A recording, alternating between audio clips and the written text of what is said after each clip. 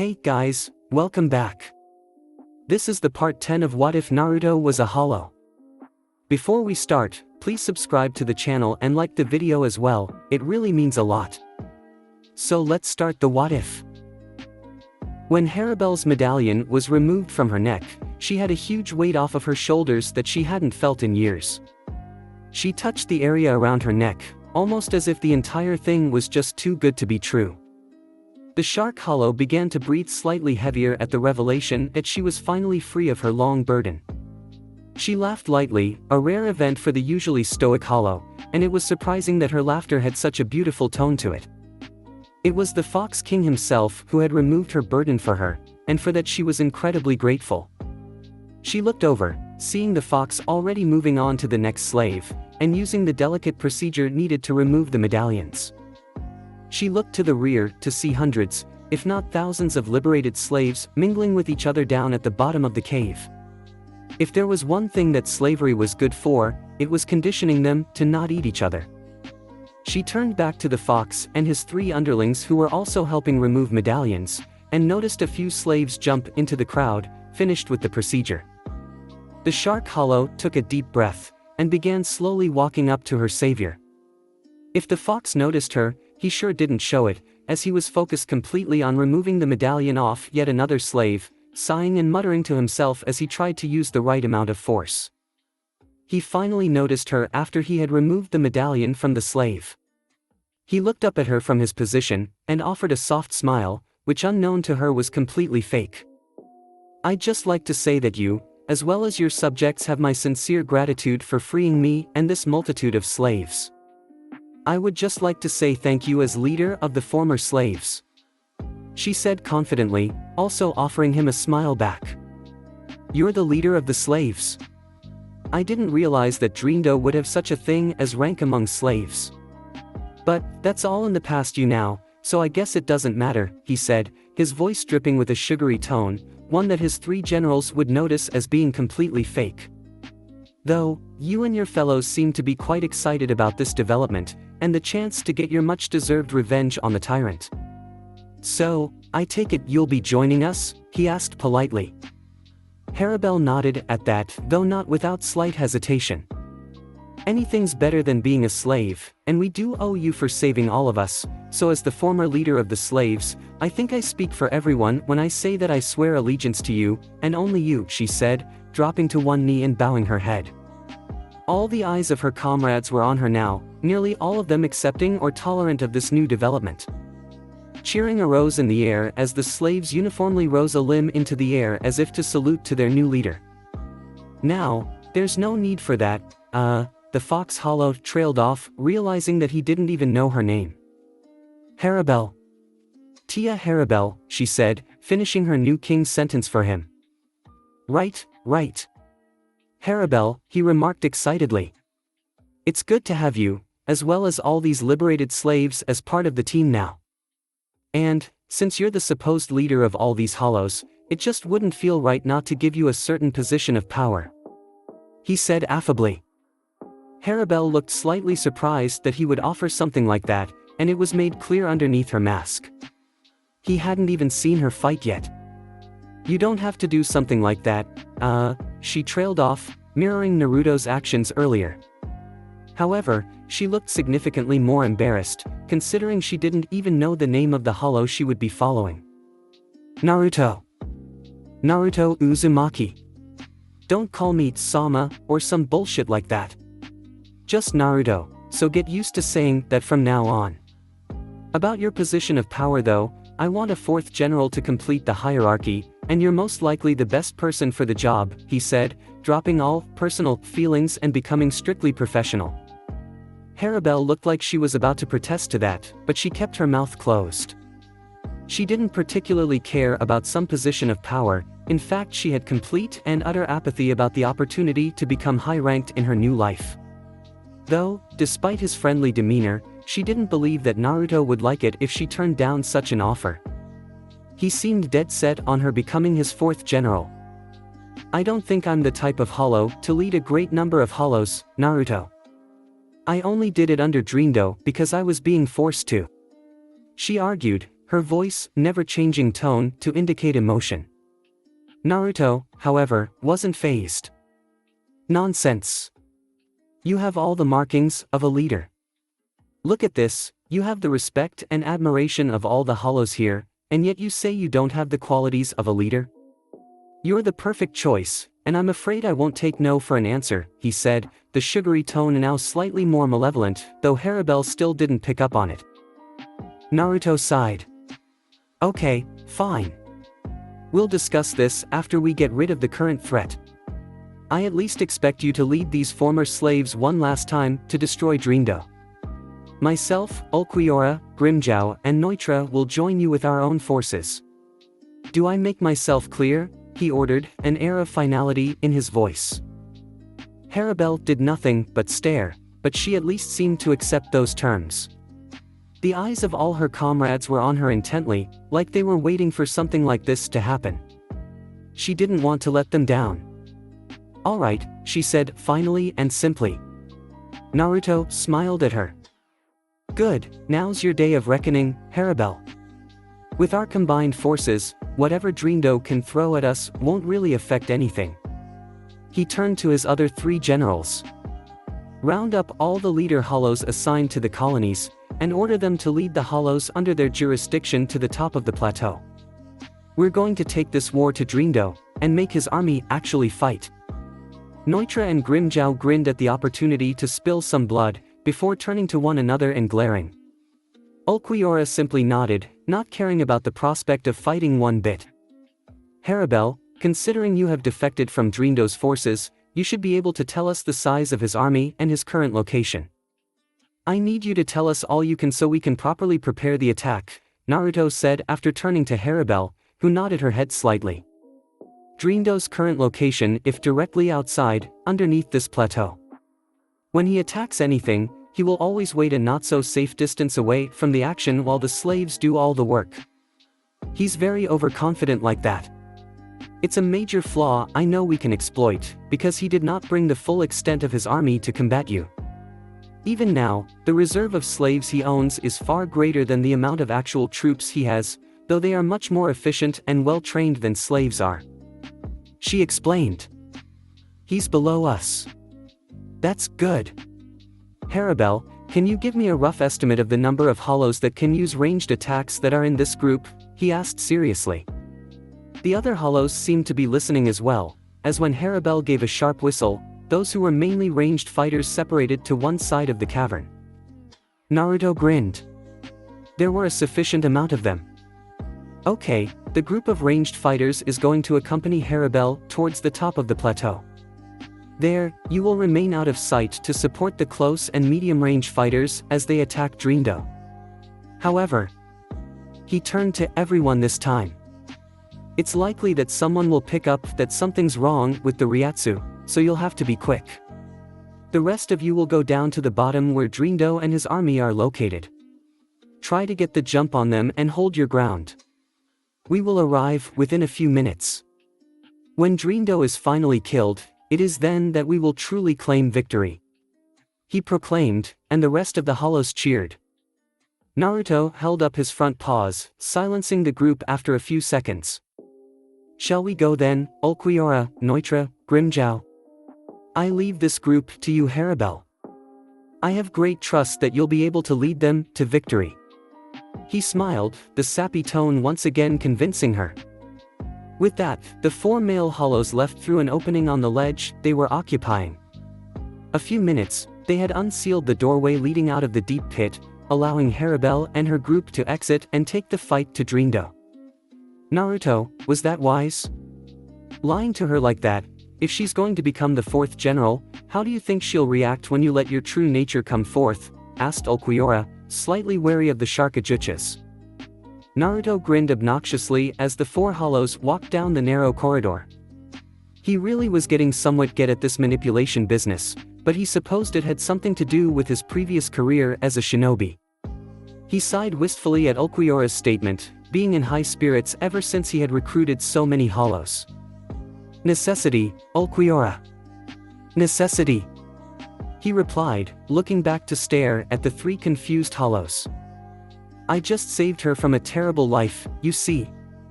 She wouldn't dare try anything even if my true nature is revealed, she's too indebted to me for that to happen. Did you see the look on her face when I told her she could be completely free of Dreamdo? I plan to build on that, making her completely reliant on me and only me, if she isn't like that already. He explained. In a way, I guess you could say that she hasn't escaped her old life. He cackled, to which the other three hollows got what he was saying. Neutra and Grimjow laughed along with him. What the hell are they doing? Dreamdo asked himself, sensing the lack of fighting noises from inside the plateau. The place was desolate, no noises, no Ryatsu spikes or anything else they could be considered signs of a battle. His guards around him didn't even stir. That's it, when they come back, they're going to be in for one hell of a punishment. He ranted, the guards finally looking at him stoically, yet not without a little hint of exasperation. Dreamdo-sama, if we just give them time, I'm sure they will. Fuck that, they need to, he began childishly, but he cut himself off, noticing some shadowy figures attempting to hide on the precipice above. They looked somewhat familiar. Oh, there they again. The king was cut off as soon as he noticed that it was his slaves. This time, some of the slaves were huddling behind outcroppings, and from the top of them they launched a multitude of ranged attacks. From spines, to pellets, to corrosive liquids, to seros, they rained down upon the huddled army. Dreamdo's eyes widened underneath his hood, as an unprepared soldier to the right of him was hit by a spine to the chest. The thick spine penetrated to the left of its hole, spilling red blood from the deep wound. The soldier collapsed to the ground, heavily wounded. All in all, about 12 or 13 members of his army had been hit by the first wave of projectiles, and even he had to block an oncoming one with his thick hollow skin. Now the slaves who had remained out in the open were storming down the plateau, while the projectile-launching hollows remained and began to launch another wave of attacks. Those idiots! He muttered to himself. The slaves are rebelling. Stand your ground and fight back, he roared, and his army personally readied themselves for a fight, something they hadn't done in quite a long time. They were used to just being overseers, watching over and abusing the slaves and making sure they were kept in line. Dreamdo signed, he would need to make an example out of a few of the slaves, which would make them deplete in numbers. He held both of his arms out, letting a few small pricks of red Ryatsu to appear on the palms of his hands. Say good night. As he activated the Ryoryoku that he had kept stored within 10 of the medallions that were around the slaves' necks. The red Ryatsu in his hands went from a few pricks to a full-blown torrential flame, before disappearing completely. He blinked, and nothing happened. The slaves continued to rush his army, who by this point had become a disorganized mess that clearly wasn't going to be able to deal with the situation at hand. He tried again. Nothing. He tried again. Nothing. The guard to his left was by a large, round pellet to the head, which completely caved in his mask and destroyed his brain. Some of the blood flecked onto Dreamdo, but he was too enraptured to pay attention to what was going on around him. What the hell is going on? He shrieked at the top of his lungs, much to the amazement of the hollows around him. He frantically looked around for an answer to this conundrum, until his eyes locked on Haribel, who was leading the pack of hollows down towards them. He focused in on her neck, and to his surprise, there was nothing around it. In a panic, he turned to look at a few of his other slaves, and noticed that there wasn't anything around their necks either. Oh, crap! The slaves had finally descending upon them in a blaze of glory, combating the soldiers in the army with ferocity that no one would expect in bodies so withered. The slave hollows were using their own methods of attack against their foes. Most of them were attacking with slash attacks, or biting them and feasting on the corpse afterwards. That is not to say that the soldiers were completely outmatched though. In fact, the battle seemed to be somewhat even.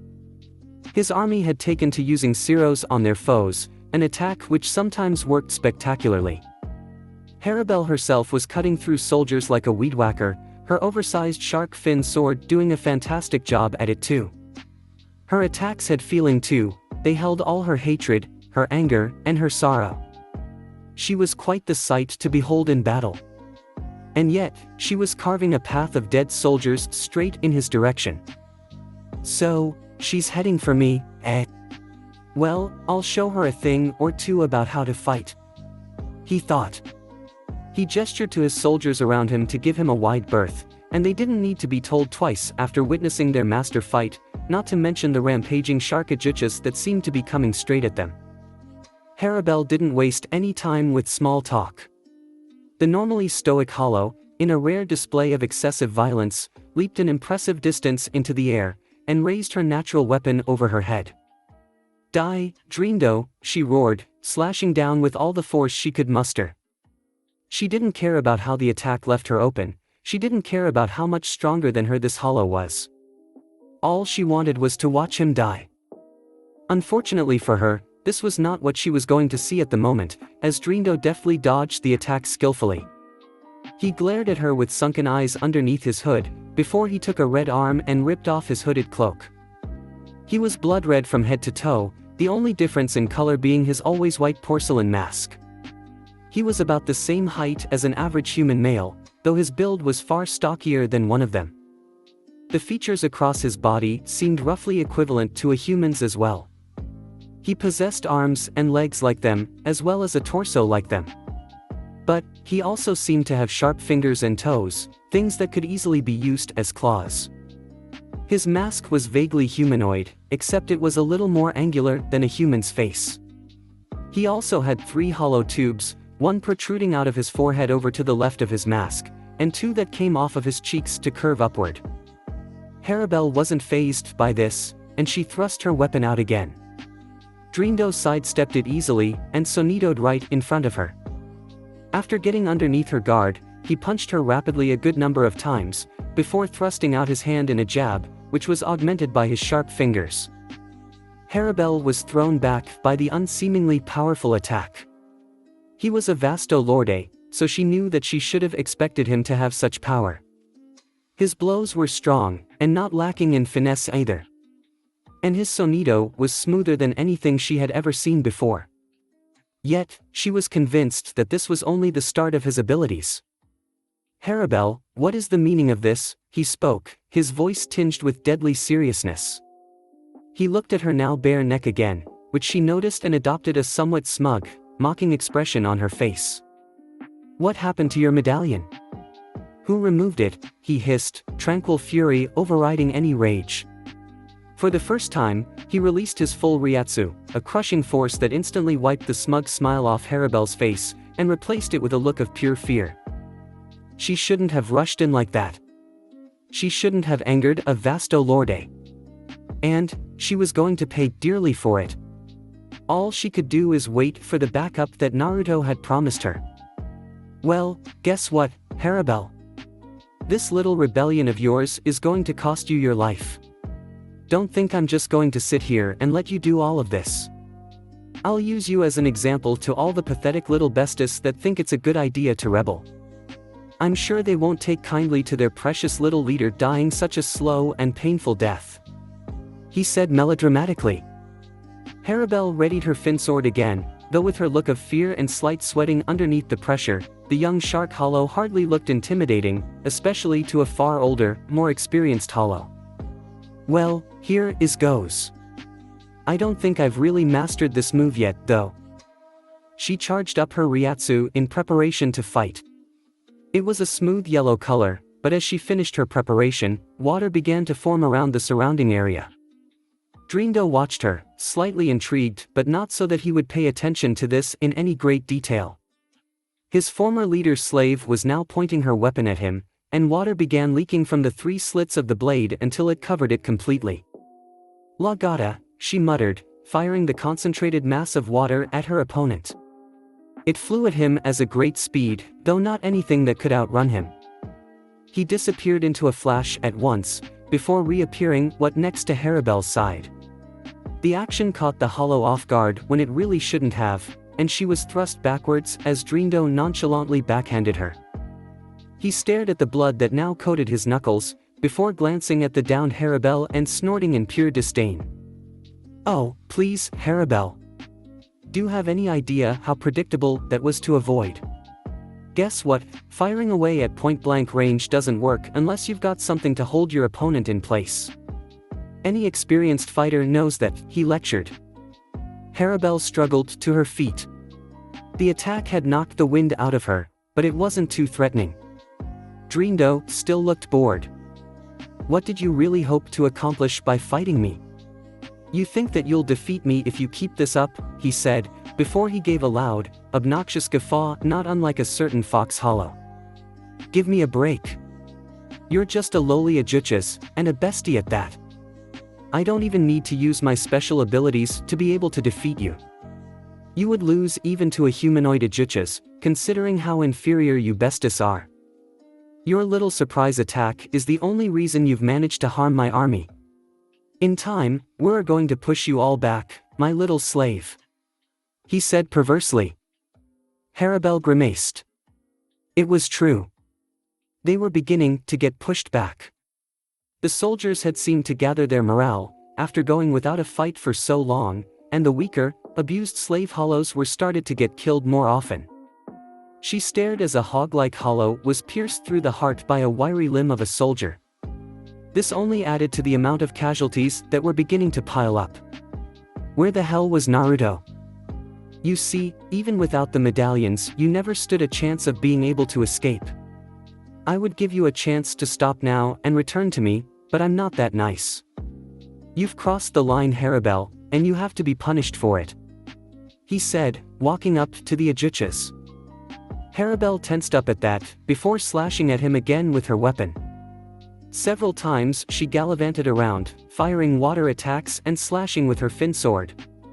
Yet, they didn't so much as scratch the Vasto Lorde, as he either dodged or tanked the attacks.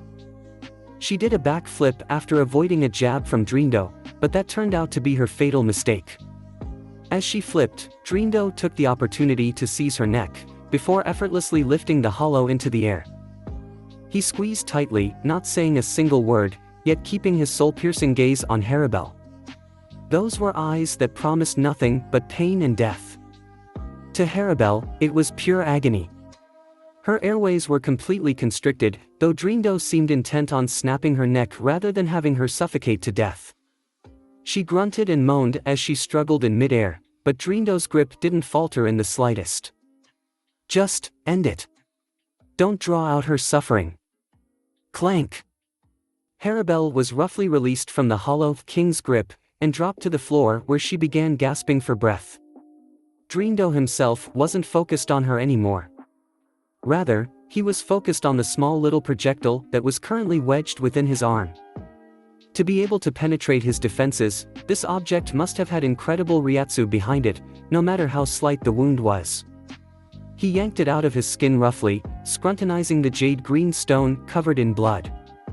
Another dart hit the ground near his feet, causing a massive crater almost 20 feet in diameter that the humanoid king sank into.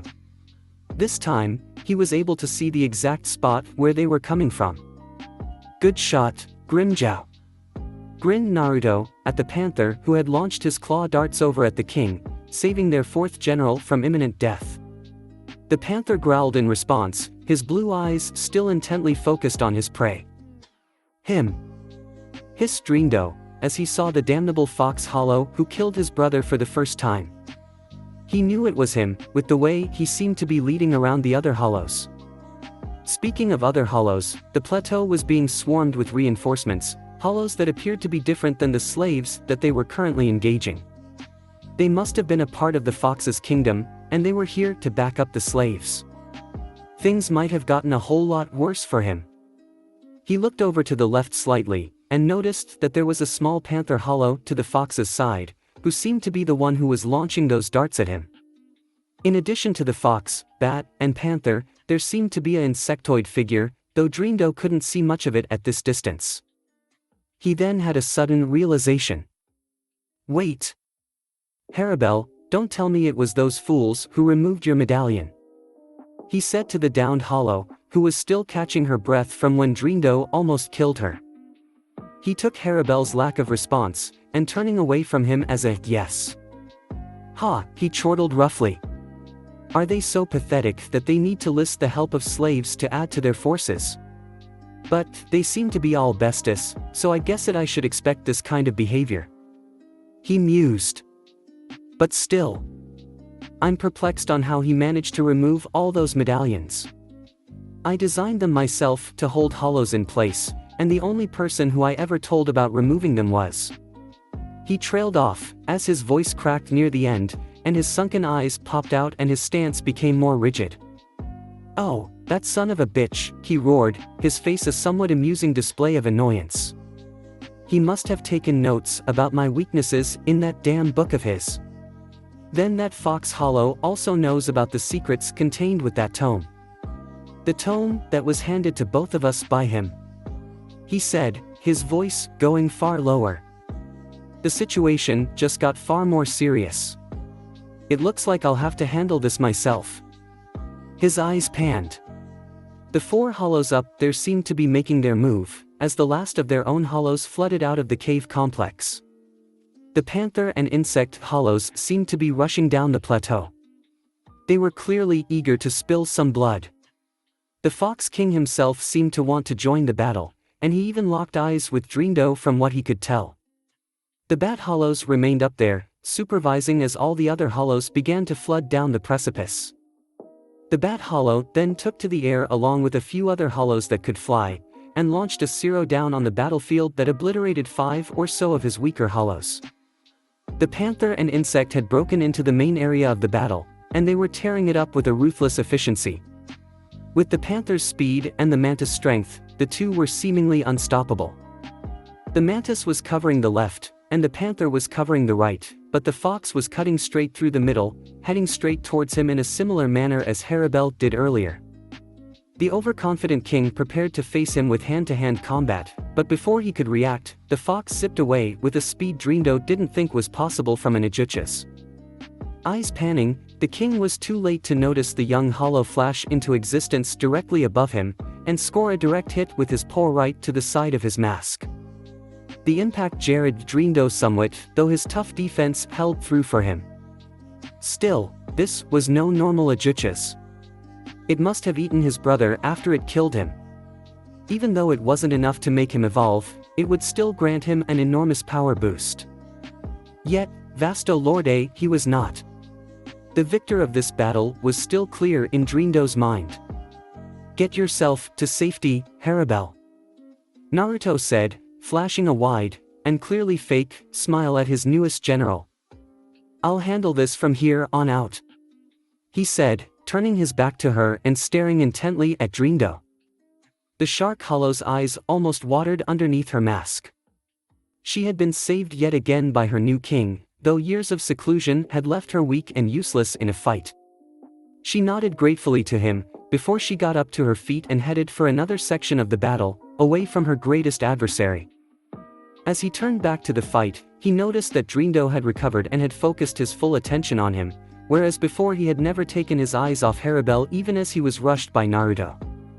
Not so fast, boy, he screamed, as the shock of the first attack wore off, and Drindo delivered a punch of his own to a Naruto who was rushing in from behind. It was a heavy blow, and though Naruto dodged quick enough to avoid any serious damage, it had injured him quite a bit. Still, despite being downed, he got back to his feet and tried again, using the same rush-forward strategy he had abused during the times when he was still alive. What are you, stupid? Drindo roared, reeling up for another attack. I can predict this so easily. He grabbed Naruto around the fox's neck, similar to what he did to Haribel. But Naruto was prepared. He had charged up a zero during his rush, and with his face directly in front of Drindo, he fired at point-blank range. The attack singed Drindo, and obliterated some fighting hollows behind the two kings, but Naruto wasn't done yet. Using his prehensile tails, he jabbed one straight into Drindo's chest. The tail didn't penetrate Drindo's skin, but that wasn't what Naruto was worried about. As he recovered, Drindo started laughing at Naruto's pathetic excuse for an attack, but halted when he saw that Naruto was focused on something. Impacto de cola. He whispered, before he began a disturbed giggle, excited at being able to use his newest attack in an actual battle. Out of the hollow portion of the tail that was attacking Drindo, a thin beam of Ryatsu lanced out and through Drindo's body.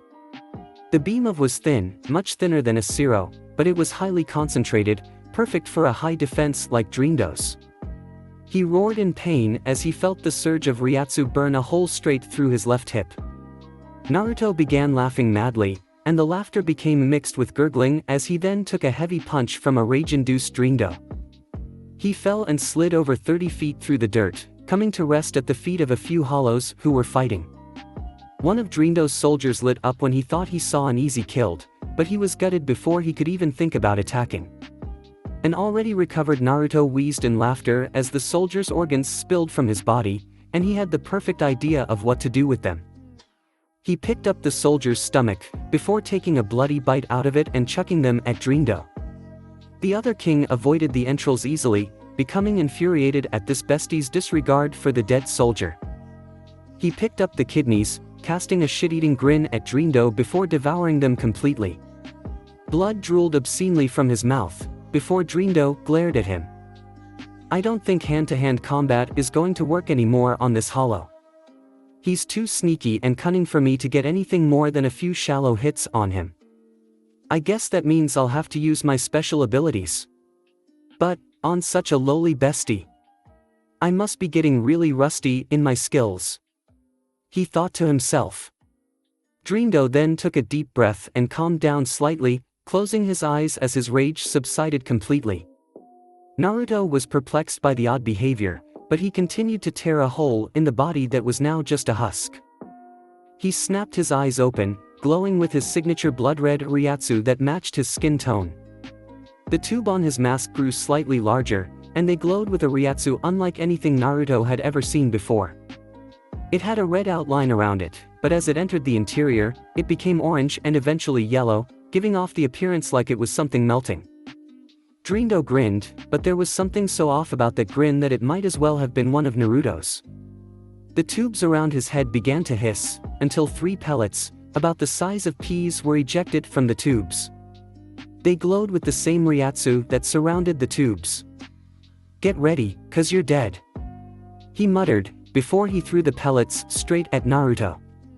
The fox hollow in question, sensing the pellets were something dangerous despite their appearance, threw the husk of the body he had straight at the pellets, colliding the flesh with the Ryatsu. Boom! As the pellets hit the body, 3 large explosions about 20 feet in diameter erupted from the pellets, obliterating the body and sending both Naruto and an unprepared Drindo flying back from the force. All the hollow's attention was drawn to the blasts, their eyes enraptured on the power so much that they temporarily stopped fighting. Until one of the soldiers shouted, "Run away! Drindo-sama is beginning to use his true powers," he roared, before turning tail to fight somewhere else. The rest of the soldiers turned to run as well, but the former slave hollows and Naruto's army weren't allowed to let that happen. They used their advantage to slash and attack the fleeing soldiers, letting the alive ones know that they weren't going to escape so easily. You fools! We have to get out of here. With Drindo-sama using his power, none of us are safe. You'll be caught up in his blasts too, shouted the hollow who had warned everyone previously, but his pleas went on deaf ears. Save your breath, pal. We're here to make sure we drive you off Naruto-sama's land. We're not about to be afraid of what your leader can supposedly do, said a hollow in Naruto's army, to which the others roared in agreement.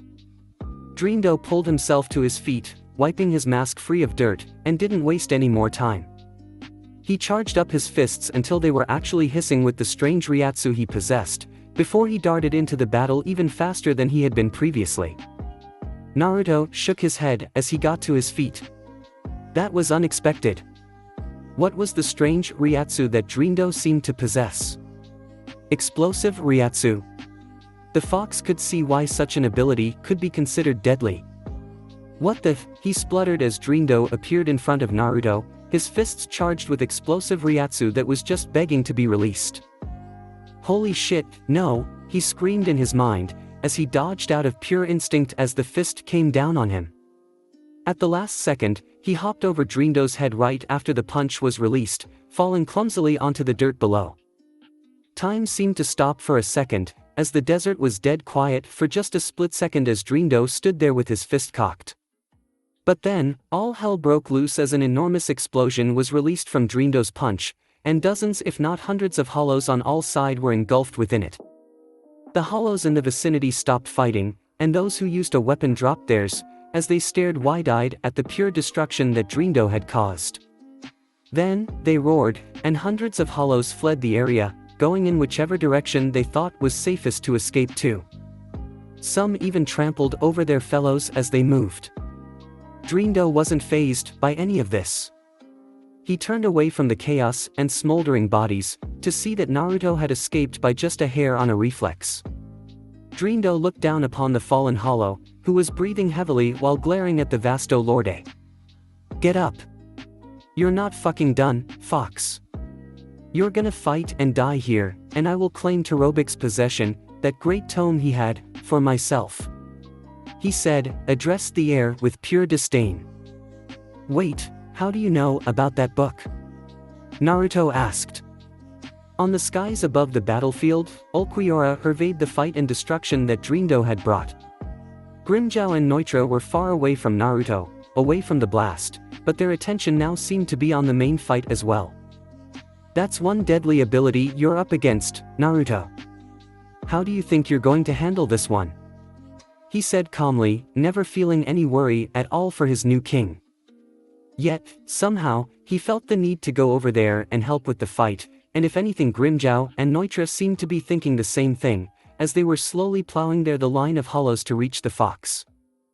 Ulquiorra sighed, it looked like he would have to do something too. And, with those words in mind, the Bat Hollow sped over to where the battle was taking place, intent on turning the battle in their favor. Thanks for watching. I hope you enjoyed. If you enjoyed this what if and want to see next part of it, comment down below and let me know. Also share this video with your friends. See you in the next video. Peace.